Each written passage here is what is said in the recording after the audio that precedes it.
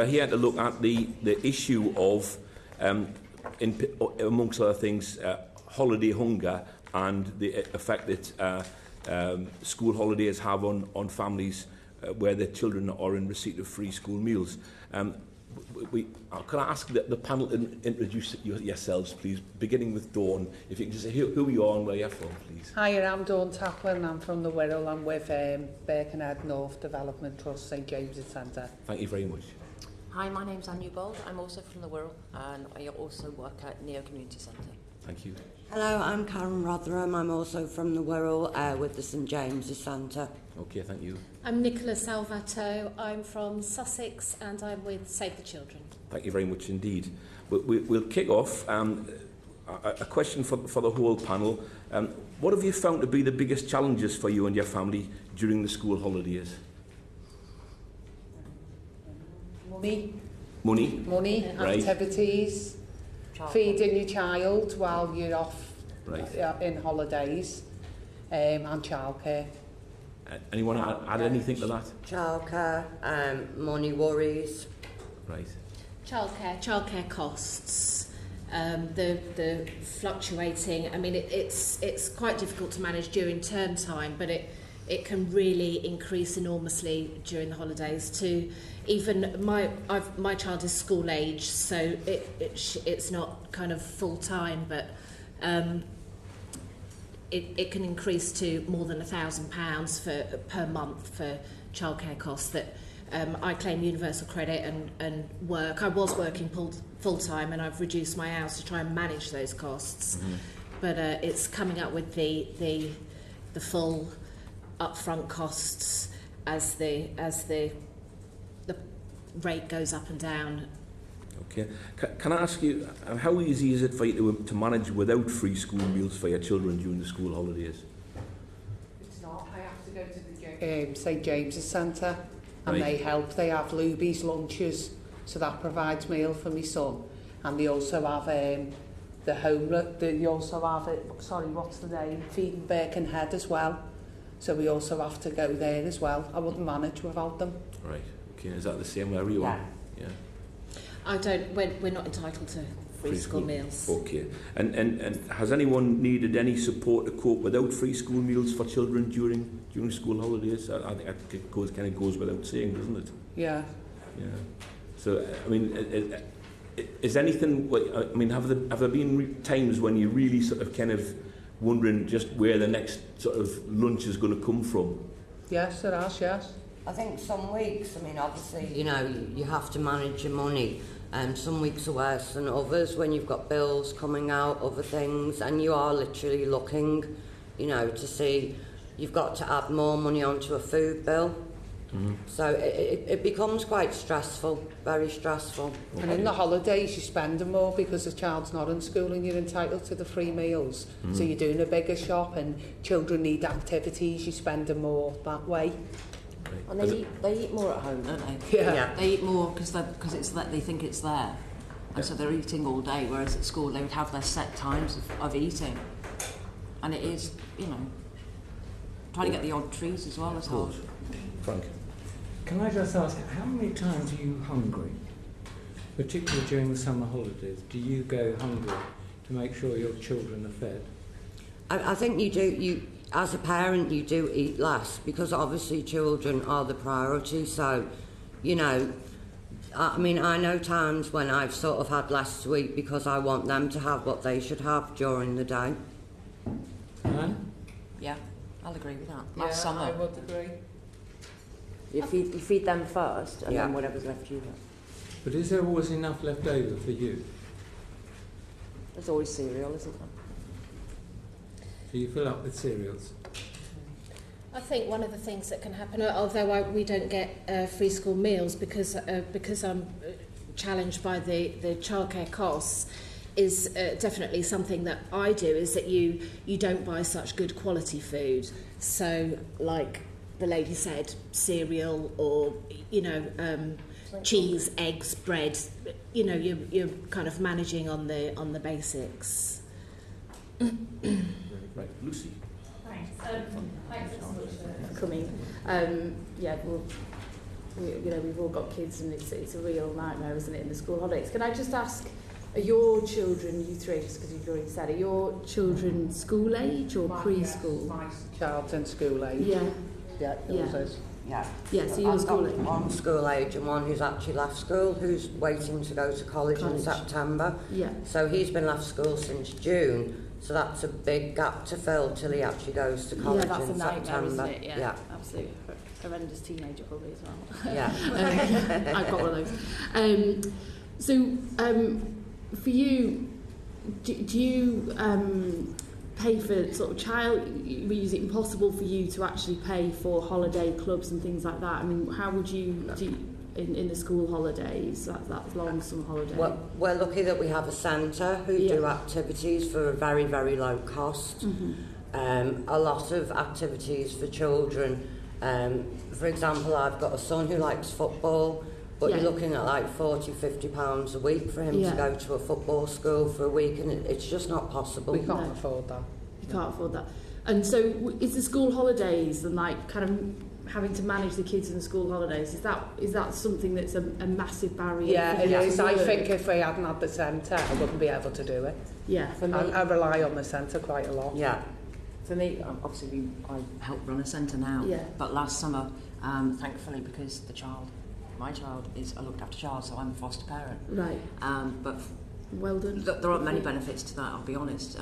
But the one was that we got sort of part-funded placement in the Hive Youth Zone in Wirral. Oh yeah.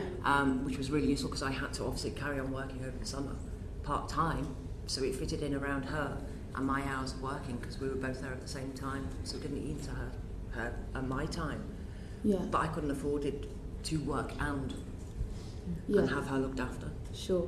So, I know it's a false choice in a way, but what would help you the most, do you think? Sort of some free activities that had meals included, or some extra money over the summer? Yeah, extra money to put in towards childcare and activities would help a great deal. Yeah, or having those free. Yeah, or having them available. That was sort of, maybe the school could run. Or, yeah, because I work in a school term time. Right. My child's in the school. Okay. So I've applied for one in the centre. Yeah. But now I cannot do that job because I work term time. Yeah. So it's like over-counting the days. I can't be here and I can't be there. Yeah, right.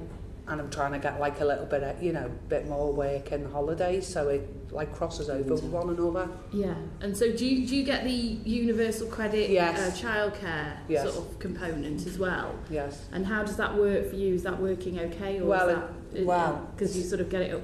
Yeah, it's not great because I'm like getting paid 5 hours a week, but I'm doing like 25 hours voluntary a week.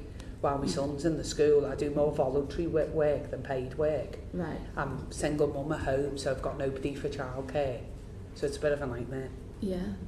It's not good. And have you got anything you want to say about do you get the universal credit childcare component? Would you need that? I just think the whole thing's a nightmare. A lot of things you have to pay for up front. Yes. So you've got the 6 weeks holiday, but then you've got the added pressure of thinking, well, how can I save up X amount to put them into something?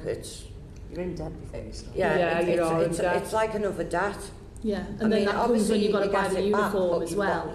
Same time of year, you've got to buy the uniform. Do you get any help with uniform costs? No. My circumstance changed in October, so I went to like a one-stop shop and they stopped me money and put me on universal credit. Told me to wait 6 weeks for me money. So while I was waiting, he told me to go to food bank because I've got a 9-year-old son to feed. And I just started work, so I had to wait a month for me wage. I went to food bank and the lady asked me, have you got your bank statements? I said, pardon? Have you got your bank statements so we can help you? So we sat there, that little, asking for help, and they wanted me to prove. And I thought, that's terrible. I'd gone to one-stop shop for like a voucher for a food bank. And they asked for all my bank details to prove I had no money in my account when I'm sat there asking for help. And I thought, how's that help? No, it's just humiliating. And then they told me at the job centre, you've got to wait 6 weeks. So you can have a loan, you can have like a bit of money now, £900 up front. If you pay £100 back a month, I couldn't afford to pay £100 back. So then you straight away. You're in debt. Yeah. Yeah, I suppose not thought about that. being transferred onto universal credit just So at they the beginning stop of the every summer holidays payment. would be an absolute like triple whammy, wouldn't it? Yeah. Okay. And then you go food bank and they don't help you. Yeah. So if not the food bank didn't help, it was going to the The one-stop shop, the lady behind the counter said, can I have Before your you bank got the statements voucher. to prove you've got no money, yeah? So in the end, only because I know a community centre, I went through the line of using them to get a voucher. But I thought people out there don't know that help. And they shouldn't treat you like that when you're there to ask for help. And I needed it. Thelma? Thanks very much for coming in and talking to us. You've touched on this already in terms of keeping your kids occupied during holidays and extracurricular, as you call it, activities. But if you were to compare what your children can do and what they're offered during the summer holidays, or any holidays indeed, compared to when they're at school, what would you say the big difference is? A huge difference. The primary school that my son go to, they operate a breakfast club for a very minimal amount. They have after-school activities nearly every day, so he's able to participate in after-school activities. That helps tremendously in term time because you haven't got that worry. You know, you can put him into school and pick him up later. So yeah. What do you notice the difference in your child? Do you notice anything in the behaviour? Yeah, the behaviour changes, I think. I think with my son, there's behaviour changes in the holidays. They haven't got the structure. Yeah, they haven't got that like routine in school. There's no activities if you haven't got the money to take them. Yeah, and so it makes a big difference. I think children like structure. They like to know. Yeah. You know, when they get up, breakfast, and then what are we doing, dinner time, sort of tea time, they like structure. Yeah, would you say that they miss some of their peers, some of their friends? Yes. Oh, definitely. That's where it was really useful for me last year, having the hive, because my little one knew that we went there at 8 o'clock, she had a breakfast, she saw her pals and stuff, and then we finished at 1. So that was every day, so she knew at least in the morning, and it kept that sort of getting up in the morning, like you do for school, routine going. Yeah. So it was easier when we went back into school in September for her to just carry on going back into school. Would you say there's additional, I know we've got all the money issues and all of that, but would you say there's additional stress on you as mums because you feel perhaps guilty that you can't offer? Constant. I often feel guilty that my little one will say to me, oh, can we do that and do that? And I say, not this week, babe, because we haven't quite got the pennies yet, but when we have, then we will. Would you say the schools are supportive of maybe, you know, that period of time, through that period of time, for signposting you to the right kind of support? Some of them. Yes, the primary school my son goes to does work closely with the local centre. So, you know, they do advertise what the local centre do, so it is very community based. Yeah. And do any of your schools actually give out the vouchers, you know, for if you use, do you use any? No, you don't get any, they don't help you in that way, do they? The schools don't. Would that have, because in my area, we've gone up from 21 schools registering to 34 this year. So schools register and have vouchers that they give out, so there's some support. That would help. That help? I can imagine it would if there was more access. But it's how, like, you know, Dawn was saying, it's how it's dealt with. And I think there's a sort of, myself, I've had to have, you know, get a food bank voucher. It's the way people judge you when you ask, you know, when you're going to stand up and you're going to ask for help. Yes. And then it's going to bring his bank statements in, you know, I wouldn't be here if I didn't need the help. No, exactly, yeah. So are there any activity programmes which have been helpful? Have you participated in anything that... Sometimes there's big, you know, when we have big event days sort of in the parks and stuff. And I know myself, when I used to run groups in a children's centre, a lot of families used to come to us we used to do 2 event days, and parents would come to that when we'd provide a picnic and stuff, a teddy bear's picnic, so it's a way to get them healthy food in. And that kind of thing does help, but it is only a little snapshot in a day or 2 days a week. Yeah. If they haven't got access to anything else, you know, it's a long time in between. Yeah. Do your children actually talk to you about how they're feeling during the summer holidays? Because children sometimes close down a bit, don't they? Well, but do they talk to you? Yeah, I had to send, when I had a nearly full-time job the other year. I had to send my youngest son to relations, which was actually 2 hours away, because that was my childcare, and he absolutely hated it because he was away from everyone, he was away from home, he didn't see his friends. So, yeah, I mean, he does talk to me. Because there is a worry about this social isolation. But then didn't you say they wanted you, what, your 12-year-old to look after the other child?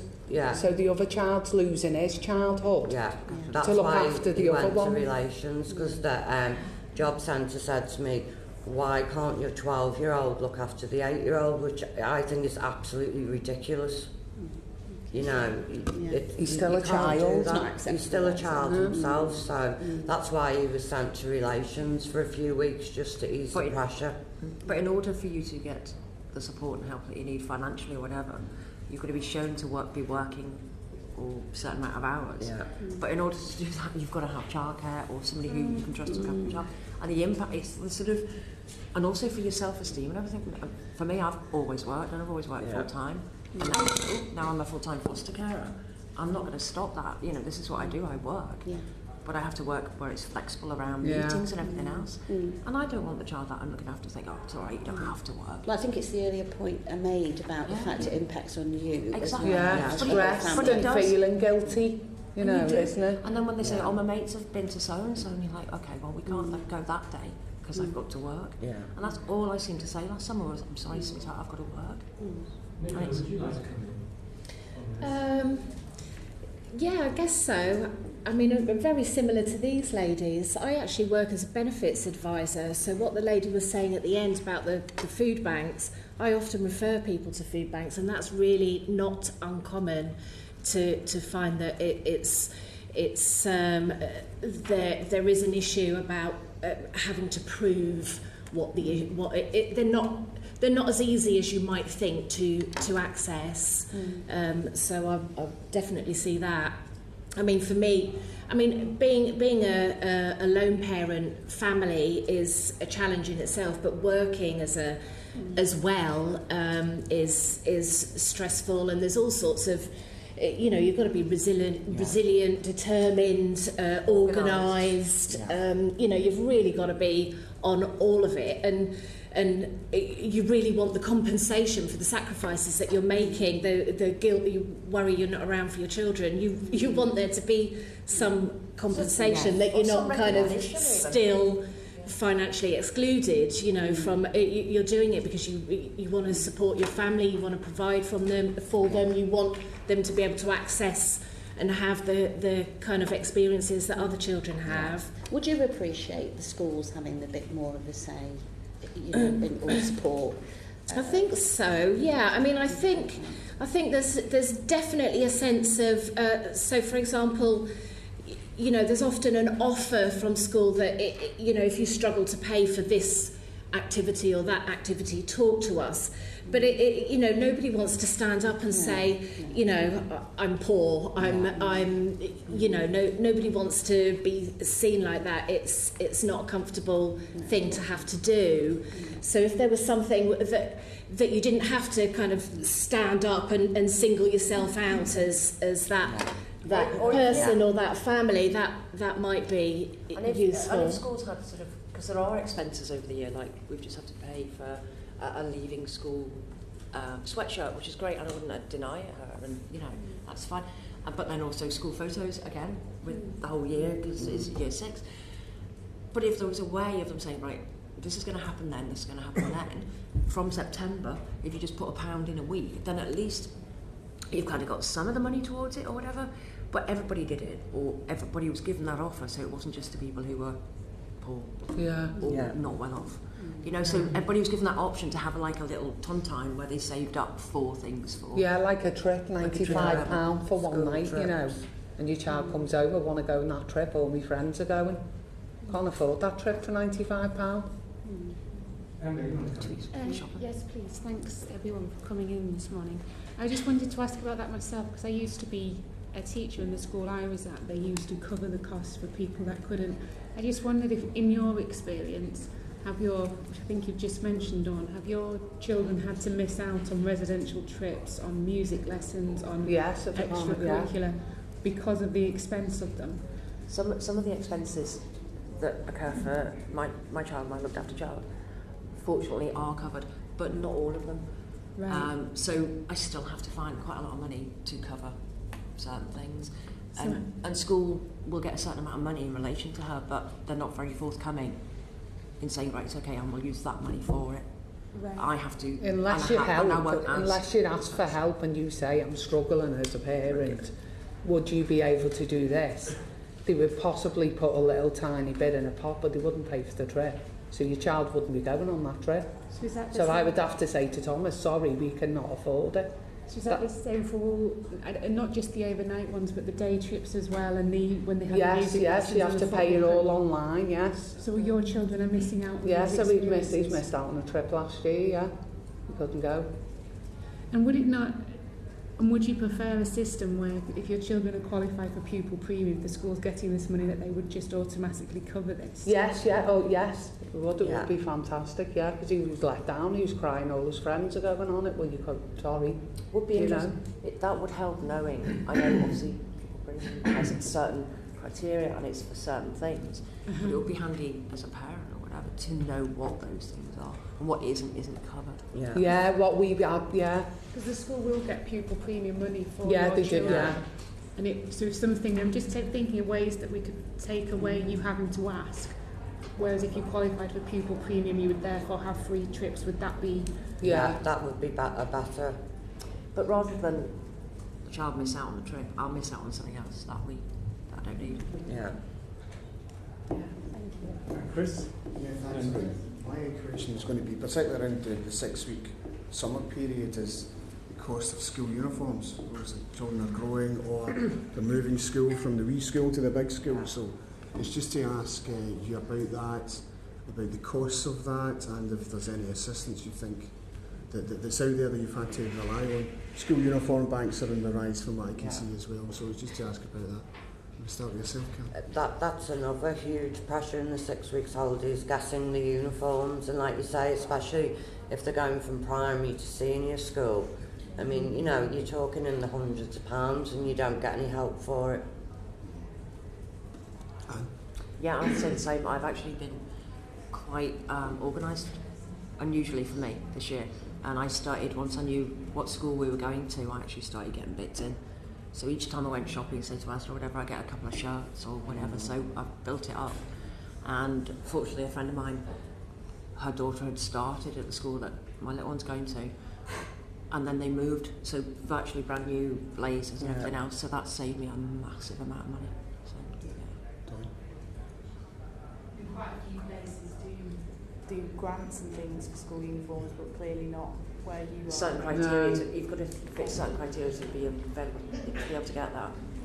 Quite often you don't. Discretionary thing, whether your local authority runs it or not. Yeah, so it is discretionary. Yeah, I mean, would it? Sorry, just to quickly follow on from that, if a school, a secondary school, had a particularly expensive uniform, so it was like a certain type of blazer that's like 60 quid or whatever, and you had to have a certain type of trouser and a certain type of shoes, would that put you off choosing that school for your child? Would the cost of the uniform be a decision for you in terms of which secondary school to pick, do you think? Have you ever thought about that?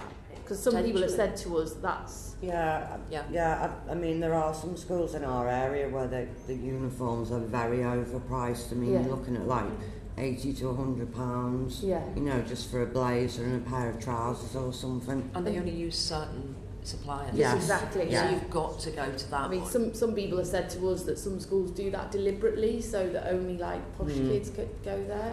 Do you think is that, have you ever thought about that? There's certainly an element of that, I Right. Do you think all schools should be compelled to draw their school uniforms from supermarkets? Yes, it'd help, wouldn't it?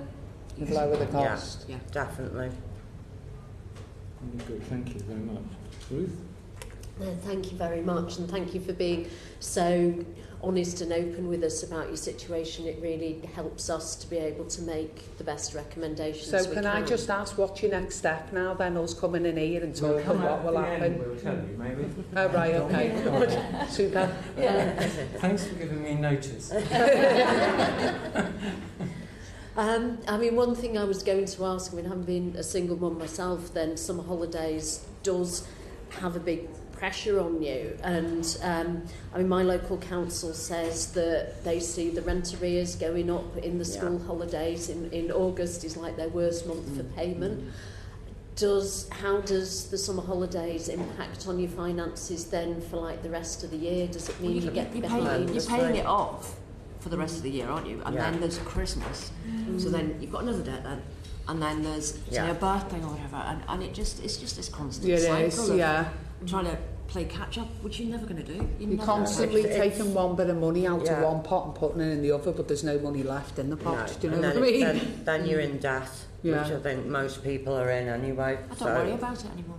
And do you find it gets worse over the summer then? Oh, yes. It does, especially the 6 weeks holiday. I think your mind is constantly thinking about money. Money for the children, you're stressed. Money, for this, money for that. And you're not stressed because they're home. You're not stressed because they're off school. That's the nice bit. Do you know what I mean? That is nice. And say, right, come on, we'll just go out to the park or whatever. But it is that added sort of pressure that, my mates have been to this or whatever, and you're just like, no chance now. Would you like to comment? I mean, I'm working, so so my child is going to be looked after during the summer holidays. But I've had to reduce my working hours to manage the upfront costs for childcare. But nevertheless, I still got to come. I think for August, it's going to be around £750 that I've got to find on top of my rent, food, travel costs, all of that. So I'm very conscious that even though I've reduced my hours, which has reduced my childcare costs and will give me some time during the holidays with my daughter, I'm not going to have the funds to be able to do the things that I would like to do with her in that small amount of time. It's trying to balance it out, isn't it? And the kind of impact of that on her, that she's going to be in childcare that she doesn't want to be in anyway. She wants mum around, she wants to be kind of seeing her friends and for us to be doing things, so she's not going to be able to do that. And then on the little bit of time that I do have, there's just not going to be funds available for us to do the activities, that would be really nice, and that I kind of think that when you're working hard and doing all that juggle, you want to be able to do at the end of it. So what would you like to see government doing to improve the situation of managing to get by over the school holidays? Is it around childcare and the cost of it and the upfront costs? Is it around provision, around support to work? I mean, Nick, will you start off then? Well, I just think for you to be able to access childcare costs in advance would just, it would resolve the difficulty for me. I really do, to be able to have to find between £500 and £1,500 in advance is just, and it's ongoing. It's not just at the beginning of when you start a job. It's ongoing. It's every 6 weeks you've got some kind of holiday, whether it be 1 week off the children have or 2 weeks off, or half a term lasts 6 or 7 weeks. So every 6 or 7 weeks you're doubling your childcare costs, and if that that would change my situation entirely. Not having to find that, and for it to be funded in some way, whether it is a direct payment. I know universal credit people are the aim is to kind of get people responsible for managing their own money, or etc. If they want to make the payment directly in the way that they do with tax credits, or directly to the provider. Although I know that there are issues with providers and whether there are enough places, and where the direct payments are, but that would really resolve the situation, I think, for working families. But to manage your own money, you have to have the money in the first place. Exactly. Yes.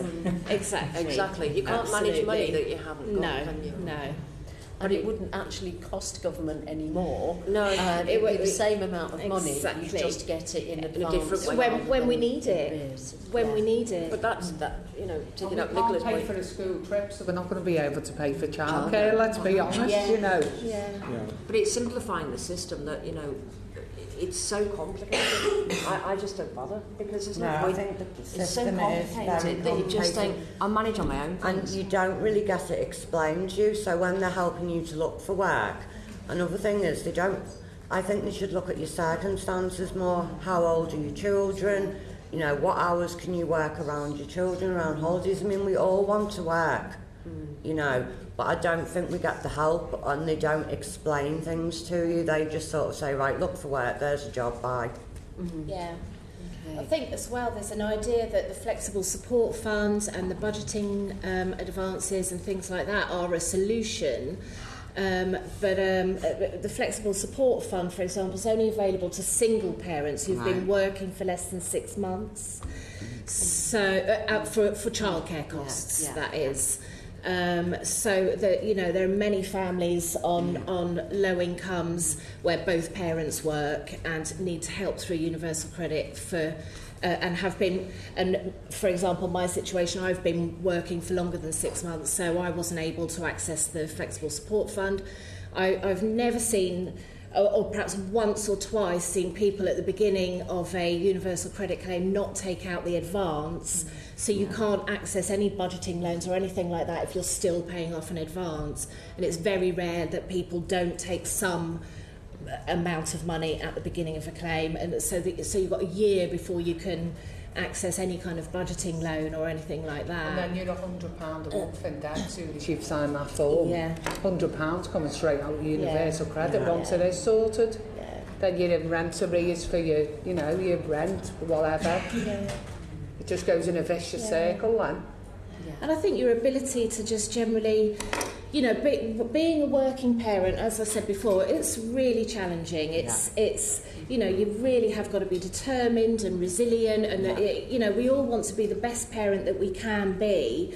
And when you on top of all that juggle of trying to meet your children's needs, trying to kind of give what you have to at work and all of that, and if on top of that you've got the added stress of poverty, even though you're working, your kind of ability to parent well and, you know, be emotionally available, and, you know, even if you haven't got any money to do anything, just being at home and messing about and having fun and having a good relationship with your kids, all of it is just... It can affect your mental health. Massively, absolutely. It really can affect mental health and how you're thinking, which, you know, again, it's not good when you with the children.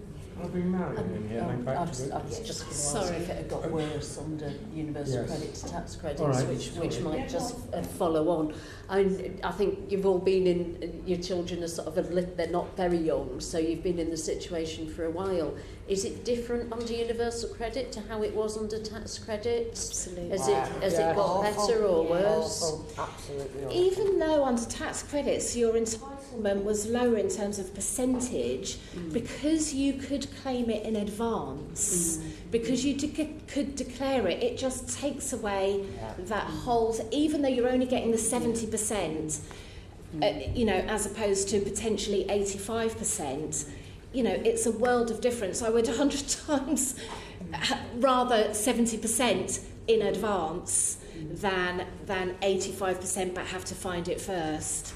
And, you know, I'm not even on a terrible wage, you know. I can't imagine what it would be like on minimum wage trying to find £1,000 on top of everything else. It just... Karen, of the two, if you had a choice, you could have a wish. Tax credits or universal credits? Which system would you... Tax credits, definitely. Universal credit is awful.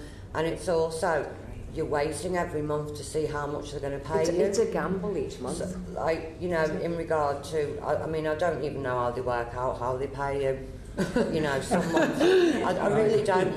I think they just click a button and go, pay you that today. I think they just, you know, pick a number. You know, so some months you might be £50 less than the month before. But you can't budget. There's no explanation as to what they're doing. It's just, And because it's all online now, so you send them a message to query something, it might be 5 weeks before they reply to you. It's awful. You can't budget. All right, Anne, yes. Sorry. What's the difference between the two for you? For me, tax credits, you knew what you were getting. You knew what you were getting each month, so you could plan, you could kind of budget and as you say, if you haven't got money, you can't. You know, if you haven't got money, you can't manage it, can you? You had a set amount, didn't you? But with the universal credit, for me, I was, like you say, I was advised to apply for it by my social worker. I applied for it. I got an advance because I literally had no money. Anne, sorry. So your circumstances didn't change. Your social worker advised you to claim universal credit? Well, initially, to get tax credits, I said, well, they don't do that anymore. It'll be universal credit. Yeah, go and get that. That'll give you some additional income, blah, blah, blah. So offered to the job centre and signed up and stuff. I haven't done that in 30 years, so even that itself was hard work. So signed up and everything, got an advance eventually, and they went through everything. And then I think about 6 months down the line, because I was working part-time as a dinner lady, I think I did an extra couple of shifts as a nursery nurse, because that's what I do. And because I was a few quid over, I didn't get anything. So for about 3-4 months, I got no support at all. So no additional support. So I literally got what I get as a foster carer, which is not really a huge amount, to pay a mortgage, a car, and feed a child. So in the end, they said, we don't really know why you're coming here, Miss Newborn. I said, no, I don't. I said, I can't claim any child care because she's not my child. I can't claim any child tax credit because she's not my child, because I am supposedly getting a fee that covers that, but it doesn't. I don't know why I'm coming. It's actually costing me more money to come here. How many months have you known what your income has been the same as the previous month, when they've actually paid something for that? In fact, I was on it for about, in theory, on it and logging on every day and stuff for about 10 months. And for the You don't, do you? Dawn, what's your experience between tax credits and universal credit? I feel tax credits worked a lot better. Universal credit, I feel the same. You don't know when you get, what you're getting paid. It's not a very good system.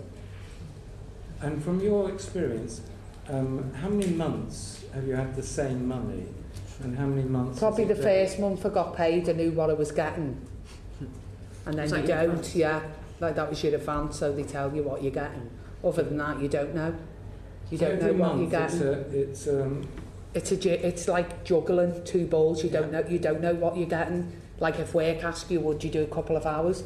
Yeah, I'll do it. So you do it, and then it affects you that way, where you've lost money on your universal credit. So then when you're getting paid, you're like... But you don't actually get that money that you've earned. Do you know what I mean? It goes out to your universal credit. You lose that money for those 2 hours that you've worked. You actually effectively lose it. It's just bizarre. So it just doesn't work. It doesn't work. It's not a very good system. Marion, sorry, how did you... I was just going to say, if it stops you wanting to take on extra work. It does. Because we're always told by the government, universal credit's there to help you take on extra work. Well, that's the sort of slogan, isn't it? That, this is to support you into work. And as I say, I've worked all my life. I know how monthly pay works, I'm not daft. But it's a big, long month when you've got nothing. Yeah. When you're not earning lots of money, it's it is a stretch. Yeah. I think the thing with universal credit is the actual fundamental principle of it is not necessarily a bad thing, but there are lots of kind of administrative difficulties, and I think that something that I see is that job centre staff don't. There's a massive training need, enormous training. So. That once you get your head around how to work out a universal credit claim, it's not that difficult, but none of that information is passed on to claimants. So there is no understanding of people are not able to know in advance, work out in advance. I mean, one of the things is universal credit don't tell you how much you're going to get until 7 days before you get it. So it's actually not too tricky to figure it out, but this information is not passed on for people, so it leaves. So I think one of the things in terms of stress and poverty and all of that is being able to plan, knowing what you. So although it might work in terms of working for the government and being directly fluctuating according to people's earnings, it doesn't work on a kind of stress level for people, because there's no way of us knowing, or that information is just not widely shared, and it is a tricky calculation. I mean, it's not that difficult, but it's very different from the previous system. So and there's a bit to it. So and I think also about this system, I think it's just so impersonal. The idea of doing it online and everything else, I get that, and it works quite well. Apart from the messaging system, this hasn't worked for me. Why isn't this right? That can take a while. So I kind of get, modern era and everything else, doing it online. But that just makes it so impersonal. And when you're writing a message to say, I haven't been paid anything, I've got no money, what do I do? And somebody says, well, there's not a lot we can do. That really doesn't help at all. I mean, I can't fault the people that I went to in the job centre in Birkenhead. They are amazing. The staff there have been brilliant. But as you say, they can only tell you so much. They only have so much information themselves. If they haven't been informed properly what the whole system is, because they still don't know. They still don't know how Another it's going to thing work. is, when I changed from tax credits to universal credits, there was an overpayment because my circumstances changed, so they never told me. They just popped into my little, your journal, and took the money out of the pot. So then when I got paid, they took £70 out of my account, out of me, because I had an overpayment because it had changed over, and I didn't even know that month. Marion and then Heidi. Listened to a lot of evidence in the last 4 years serving on the Education Committee, and I've never heard anything as compelling and honest as I've heard from you ladies, and I really want to thank you, because real living experience absolutely informs the best kind of report from a select committee. So thank you. I'm finding it quite difficult and challenging because I can only relate to my own local authority and what happens there. North Lanarkshire recently, I think it's a year or so, started up a thing called Club 365, and they're now open every weekend and all through all the holidays. For children who get free school meals, can go along from 11, I think it is, till about 1:30. They get a meal, they get activities. It's amazing, it's wonderful. It's backed by funding from the Scottish Government. But from when I'm listening to you earlier on talking about the centre, is it all voluntary organisations that help? And yes, there's charity, the centre, it's St James's Centre, so they help. There's like a lady who's a teacher who goes in her own time and provides lunch for children. And then the centre help with activities, so you pay 50p and you get your lunch, the children get the lunch included. I should say that the local authority, my local North Lanarkshire Council, actually works in conjunction with the local voluntary organisations as well to provide an all-round service. And I find I'm struggling to see where local government and central government play any major role in this in England. I think we need a little bit of help with activities without the strain. Without local charities, particularly the likes of St James's, the Hive, Neo, without those kind of centres, I personally, I'd be in. And it's great that work is being done, but it probably needs more input from central and local government. Yeah, we wouldn't survive without them, would we? Because they're like our backbone. Yeah, they're like your support system. There's somewhere to go. On set days that you can go there, and the kids are fed and fed well, and so are you, for a change. That's perfect, actually, because that's exactly what I was going to ask. So one thing that we've already recommended to government is this issue of childcare costs being paid retrospectively, which is totally bonkers. It has to be paid up front, and I can't believe that the penny won't finally drop and they won't change that. But I was struck by what you said, Nicola. In the summer holidays, it's like double, isn't it? Yeah. Because if you are trying to keep in work, it's double. Yeah. not putting money in the government's pocket and spending it for them, that's always a fun thing to do. It strikes me that in the holiday periods, it's not just the summer, the Easter is 3 weeks, presumably you've got a couple of half terms, Christmas. Should there be a recommendation that not only do childcare costs get paid up front all year round, but an additional amount that you could claim up front? Yes. Even if it's a modest amount, because some of it might be in conjunction with part charity, part local authority, but it's an additional chunk, so that it's a fun activity. But it's not just about parking them in childcare. It's some day out. Or It'd be it's nice just to say to the children, let's go here for the day. We're there with you. Like experiences the children love that, you know, going out somewhere. And we're not saying we want to take them to Alton Towers that day. Somewhere that day. But at least, I don't know, once a week maybe go somewhere nice. Once every 2 weeks. Very modest. It's just not parking them somewhere, isn't it? Just doing something like with them, as a family, you know, as I say, together. I'm not expecting it every day because no realistic family does that anyway, do they? But to be able to say, right, you know, I know we're in work at the beginning of the week, but on Friday we're going to go here. Yeah, like so they know there's like something to look forward to do with the family. So it's a blend of traditional childcare, but a slightly different thing for holiday periods. Okay, thank you. Okay, and some of last them. question. Would it help you if we changed the school year, say to have 4-term year and much shorter holidays, the same holidays, but spread over differently over the school year? They're still going to have them issues in the holidays. That's no matter changing it. It's still all the problems. You'd still have the same amount, wouldn't you? You would still prefer to have the long summer holiday. Well, could you? Is that when you actually go on holidays? Most of them don't they? You don't go on holidays. we don't go on holidays. Too expensive. The holiday. Even in Unless somebody else pays for it. Absolutely.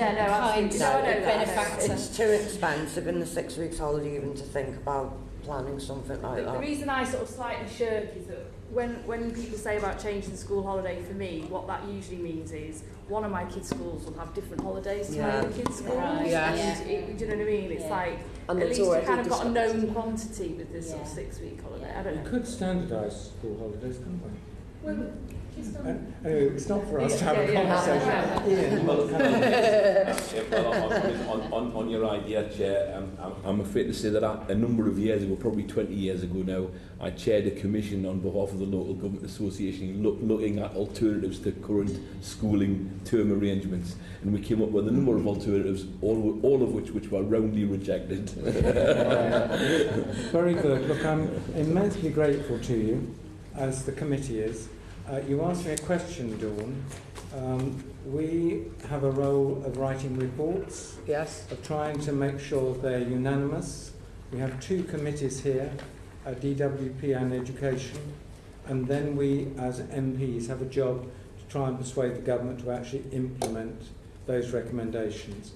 And I'd be very surprised if the recommendations you've been making to us this morning don't feature very up the top of that report. So I'm immensely grateful to you, as we all are. Thank you very much for coming.